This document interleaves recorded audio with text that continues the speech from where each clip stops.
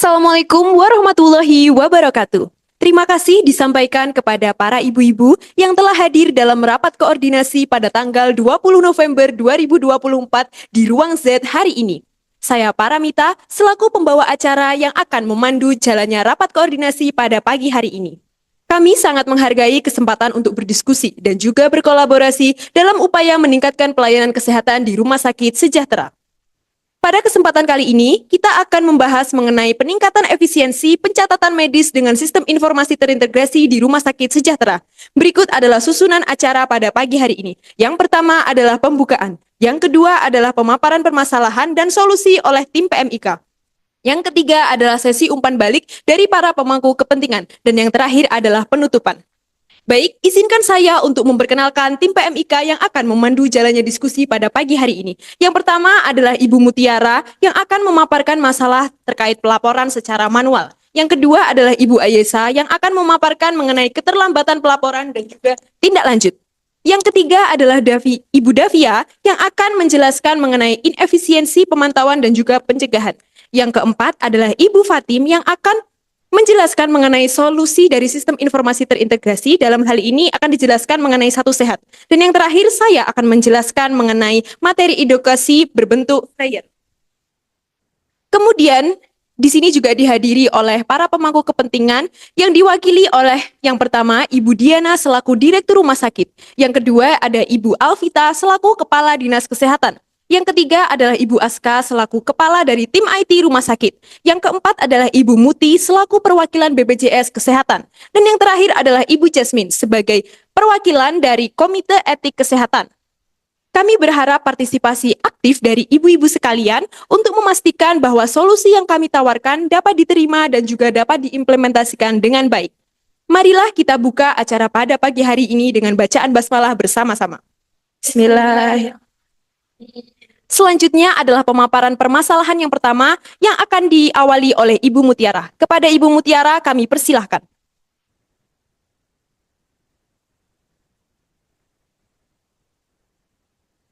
Baik, di sini saya akan menjelaskan permasalahan pertama mengenai kesulitan pelaporan manual. Gambar menunjukkan seorang perawat yang mencoba melaporkan kasus infeksi nosokomial secara manual, di mana perawat harus mengisi banyak formulir, mencatat detail kasus, dan mengirimkannya ke departemen yang bertanggung jawab.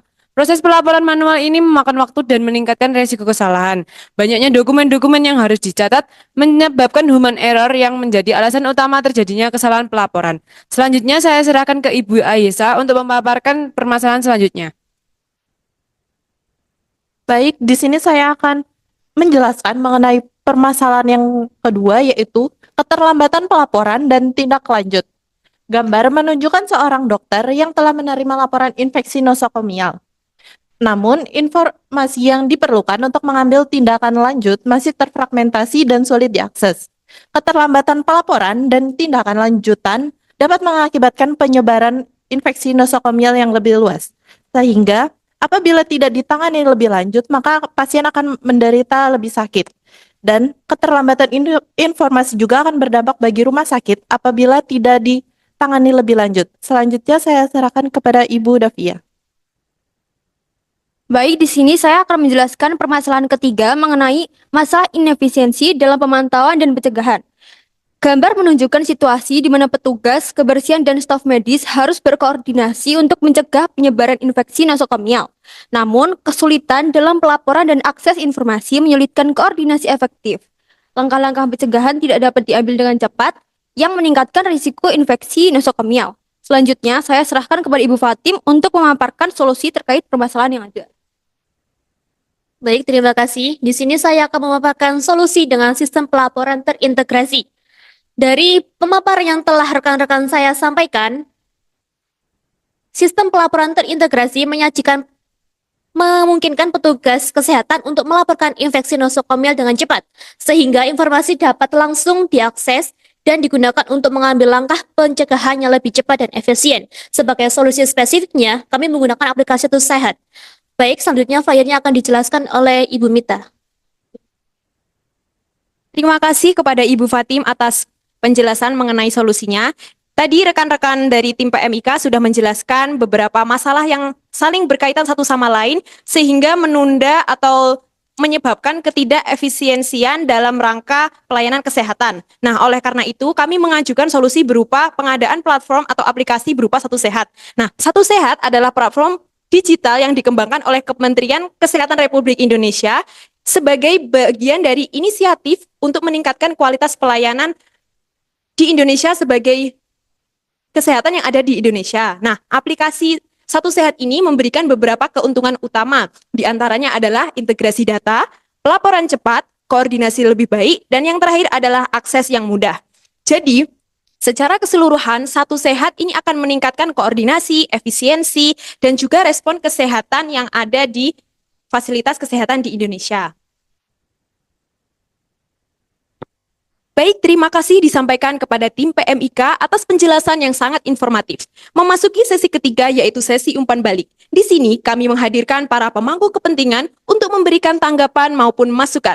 Marilah kita mulai dari Ibu Diana selaku Direktur dari Rumah Sakit Sejahtera. Kepada Ibu Diana kami persilahkan. Baik, terima kasih PMIK atas pemaparannya. Saya Diana sebagai Direktur Rumah Sakit Sejahtera.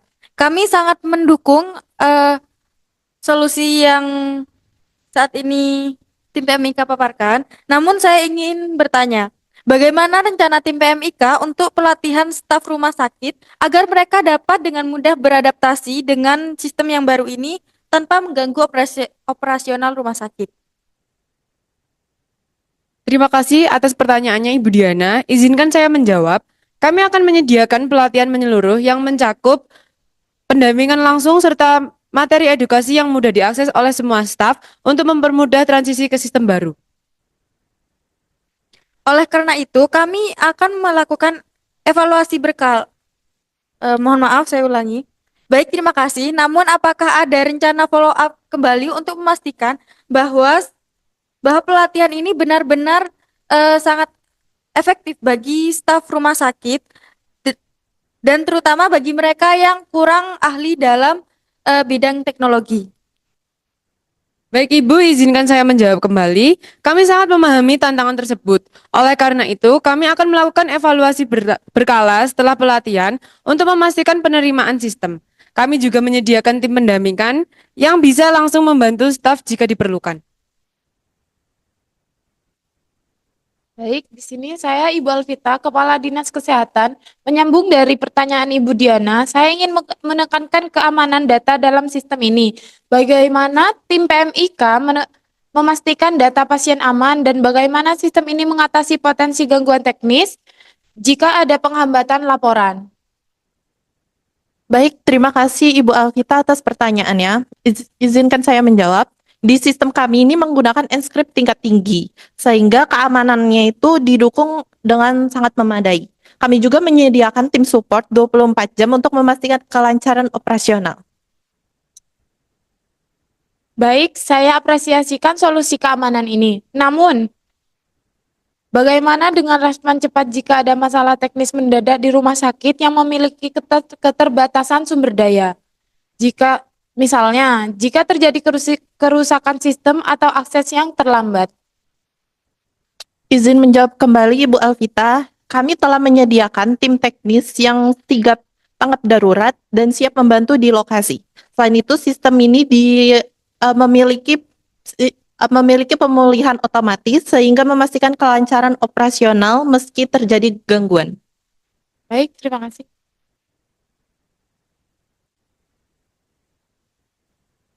Perkenalkan, saya Ibu Aska selaku Kepala IT Rumah Sakit. Di sini saya ingin mengetahui apakah aplikasi Satu Sehat ini membutuhkan bandwidth tinggi karena konektivitas di beberapa bagian rumah sakit masih sangat terbatas. Terima kasih, Bu Aska. Aplikasi ini dirancang untuk menggunakan bandwidth yang efisien. Kami akan melakukan uji coba lapangan untuk memastikan bahwa infrastruktur yang ada dapat mendukung dan siap untuk meningkatkan kapasitas jika diperlukan. Saya paham, namun apakah ada bantuan teknis langsung dari tim PMIK untuk memastikan bahwa infrastruktur rumah sakit dapat mendukung aplikasi ini? Misalnya, apakah ada audit jaringan yang akan dilakukan sebelum implementasi? Tentu Ibu Aska, sebelum implementasi, kami akan melakukan audit jaringan bersama tim IT rumah sakit untuk memastikan bahwa kapasitas infrastruktur mencukupi. Kami juga akan memberikan rekomendasi untuk peningkatan jika diperlukan. Terima kasih atas jawabannya.